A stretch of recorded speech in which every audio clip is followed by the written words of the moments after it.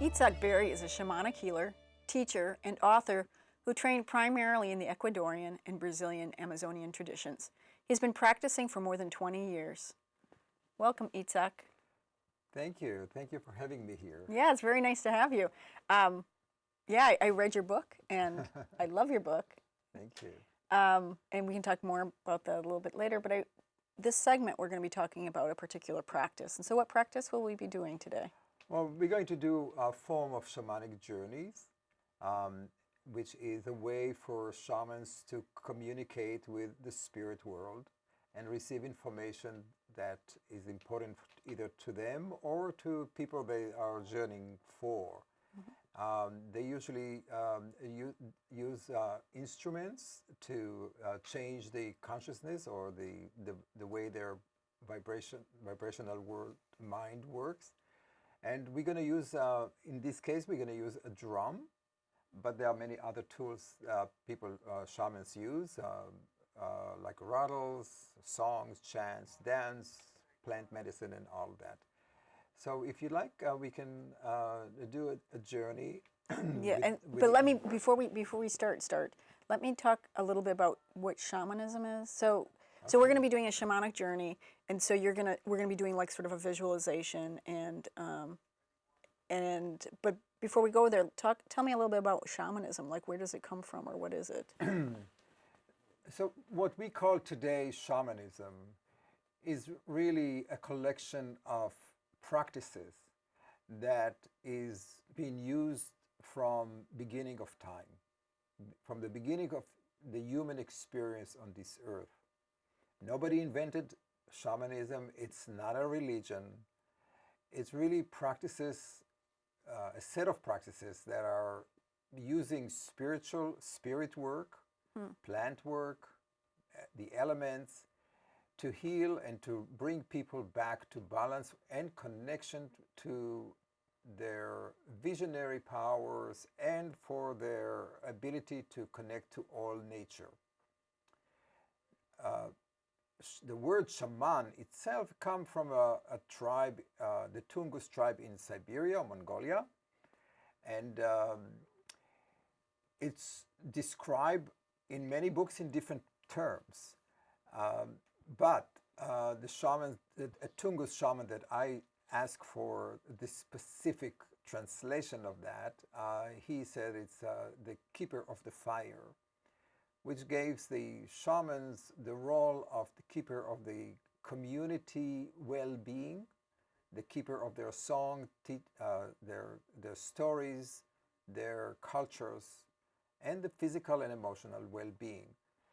Not only the person who can journey between what we call the middle world, which is the world that we are experiencing here, and the upper world or the lower world that in the shamanic tradition is the three cosmic world of consciousness that we're experiencing. So shamanism is practiced in many different ways throughout the world. Each community or each tribe or practice it differently and call it in a different names. From in the 20th century, the word shaman spread all around the world, from the top of the mountains and to the Amazons and they all started to call themselves shamans. But there are many different ways. I was initiated as a yachak. There are many people call them curanderos, elders, medicine people. So it's in any cultures is done differently. I don't call myself a shaman because I'm a shamanic practitioner. The title of shaman is usually what people give to a person, not what a person really take on himself, because it is a bigger responsibility and a big presumption to take it on yourself as a shaman. And that says not every person that does shamanic journeys or experienced that or took a workshop or a seminar can call himself a shaman. It's really about the community or the people that he helps to name him or her this way. Mm-hmm. So so what I hear you saying is that the shamanic thing is like worldwide. It's not. I always think of it sort of specifically, sort of Native American-ish. No, But not you're at really all. saying it's like all over. It's Russia. It's Europe. It's South America. It's Central America. It is the Native Americans. But it's all of it. And the connecting thread is that it's sort of nature-based, or it's. I mean, what is the connecting thread here?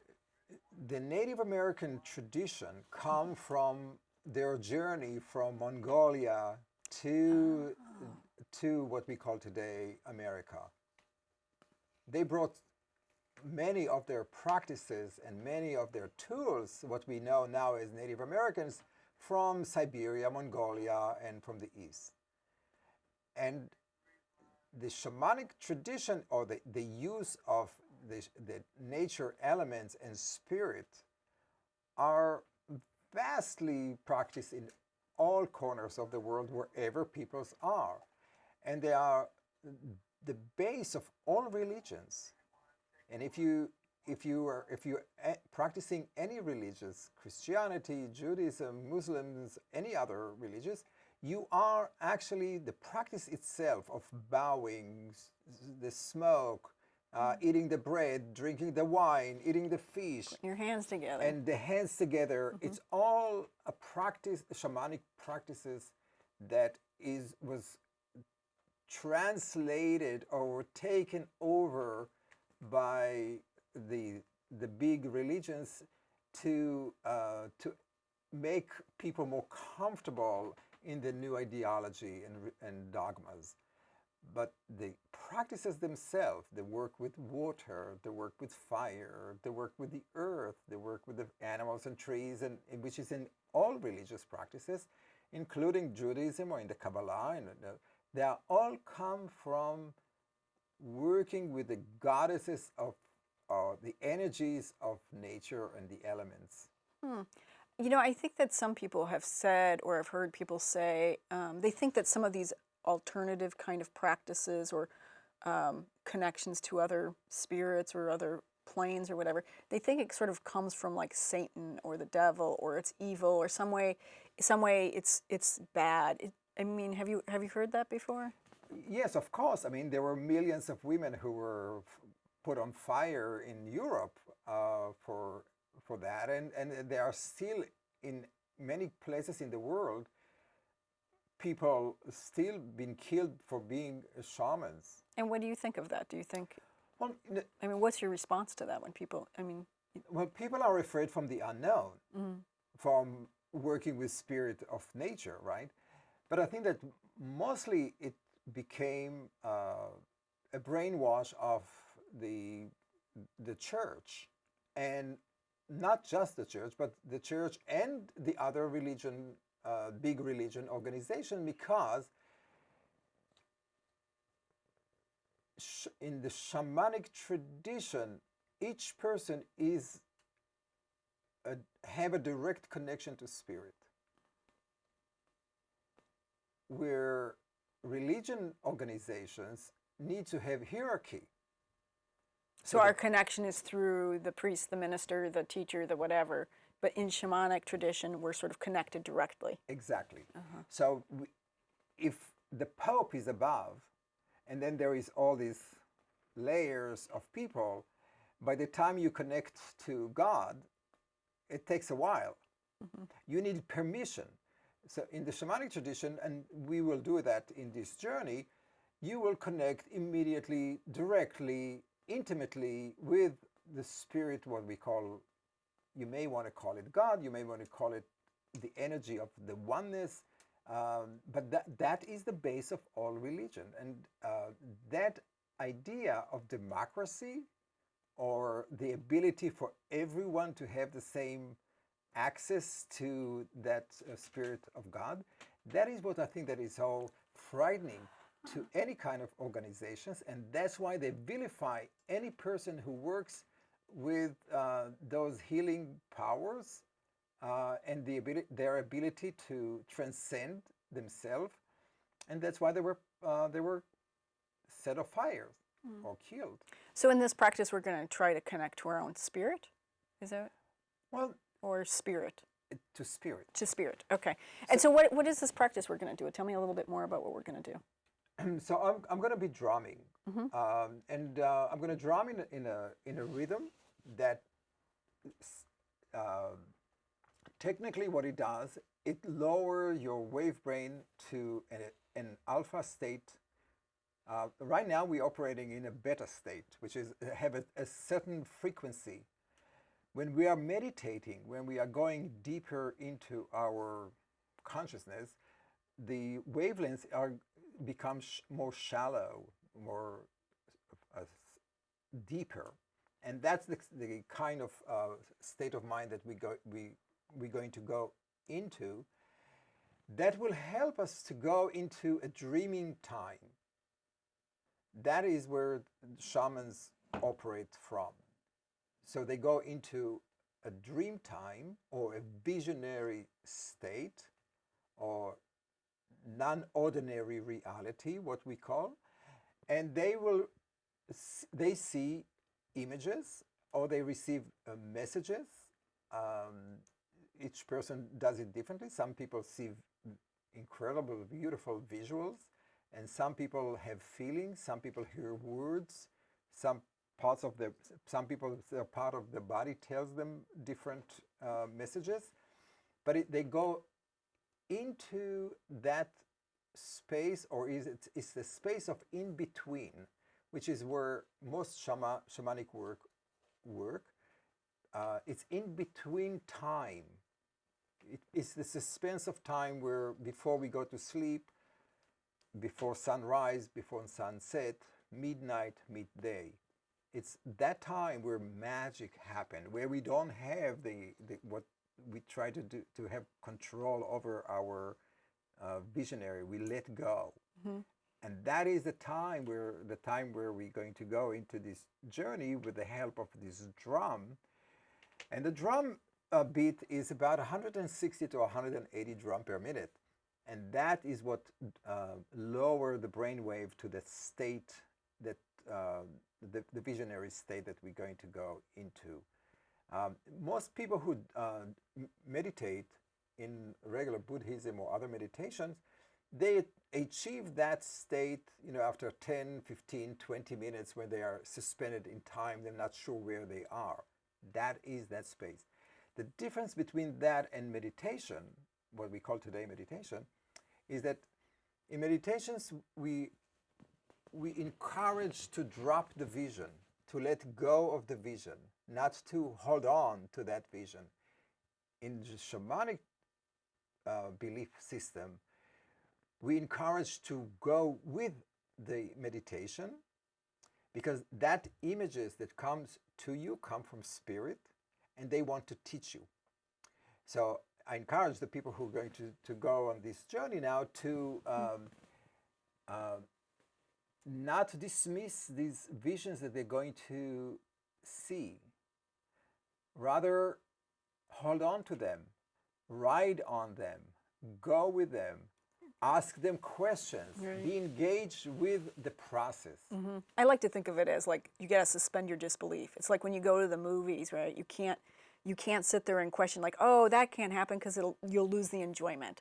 So we really have to sort of like suspend our disbelief, not think too much about it, not be critical of it. Otherwise, you sort of like freeze up and shut down.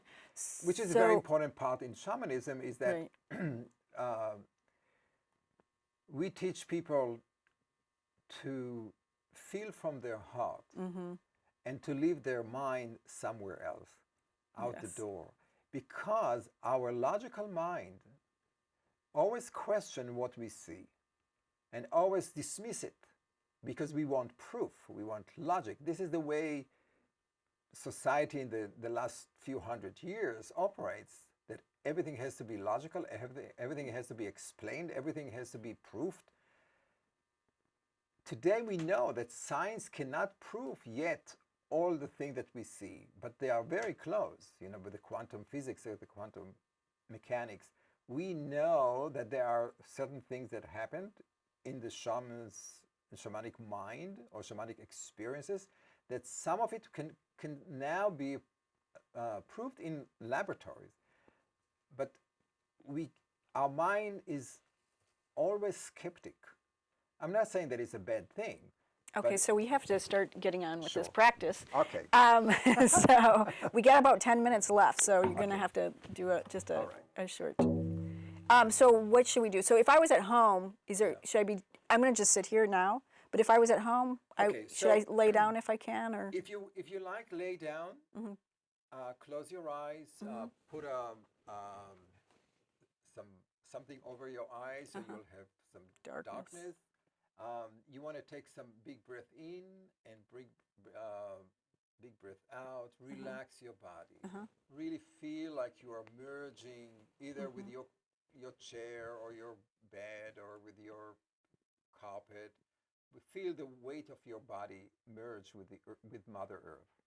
So the physical body would not be a problem there. And I'll ask you to take a big breath in and a big breath out. Close your eyes. And as I start drumming, I will continue to talk, and I'd like you to follow the journey that I am leading you through.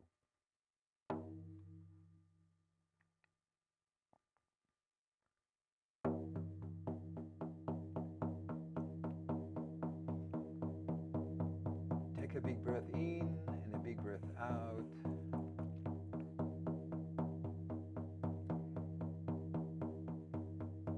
Imagine that you are standing on the top of a mountain.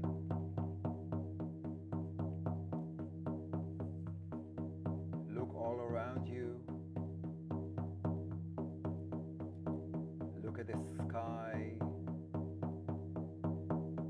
Look at the valley below. Look at the clouds. Feel the air all around you. And take a big breath in.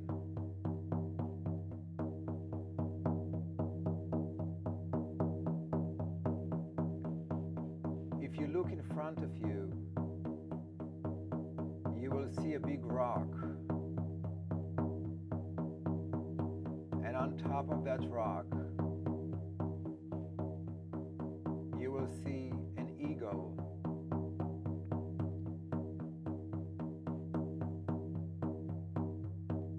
Walk toward that eagle and introduce yourself to him.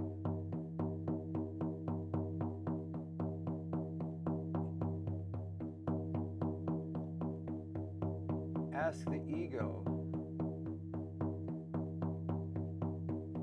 to fly with it into the sky. Hold on to the eagle and fly higher and higher.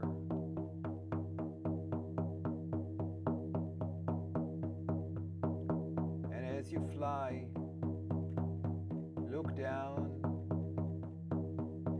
and see the valley below, the trees, the rivers.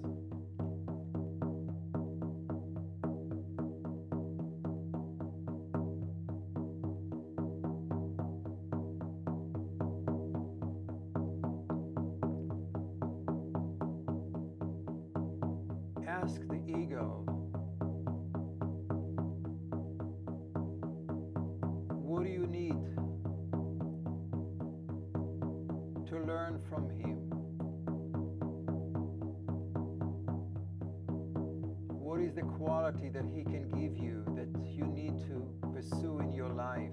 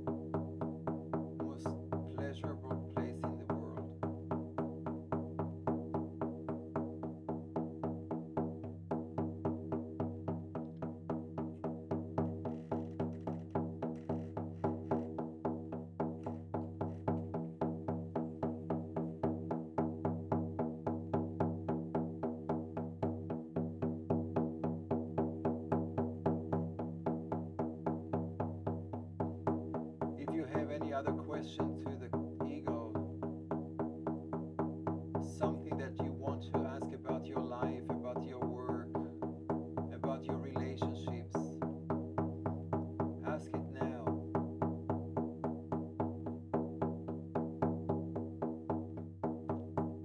Ask him to teach you to fly.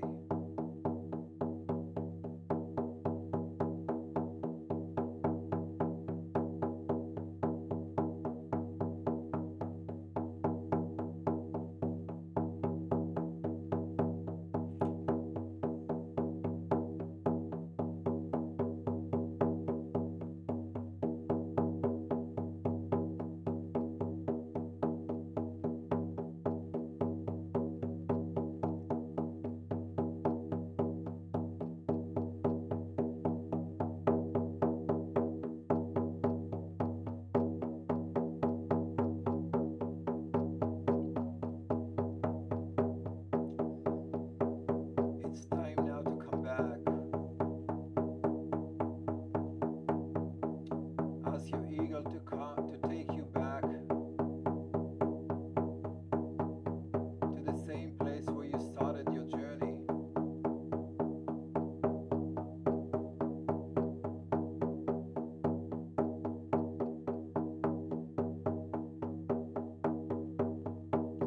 Let him take you to the rock.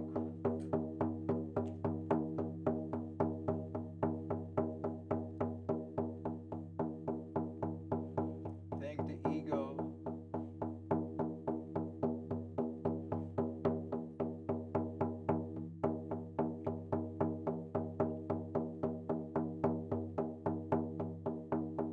And go back to the same place where you started your journey.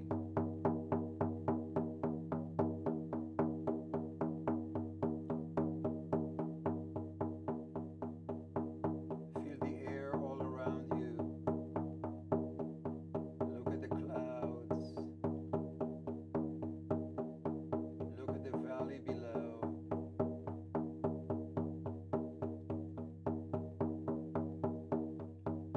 Take a big breath in. Take a big breath out.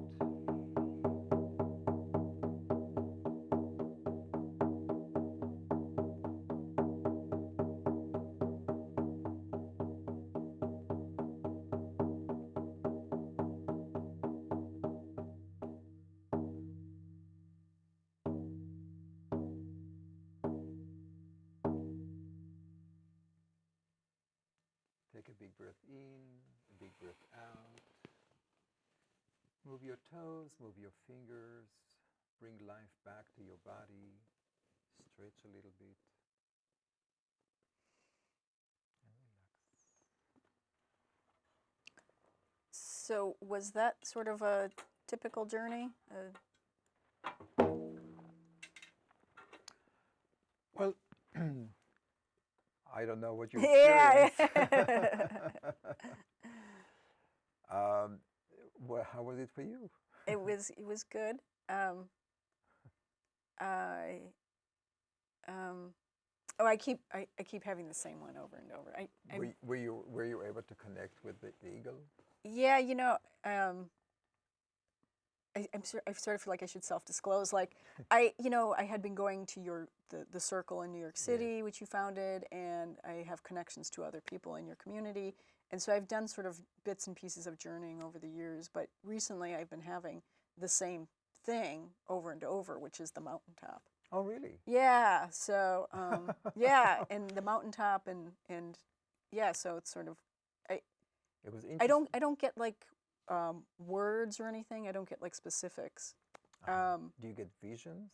But it's a beautiful thing. I mean, just hang out on the mountaintop. So. Well, sometimes you get visions. Sometimes you get a feeling, and many times the shamans connect with feelings, or imageries, or knowing, and sometimes it's the experience of flying, which is so important for us in our daily life, to have that experience, not to be so That's right. bound up in the real world. So unfortunately, we're out of time for this segment. but we'll talk more in the next segment. So. Thank you.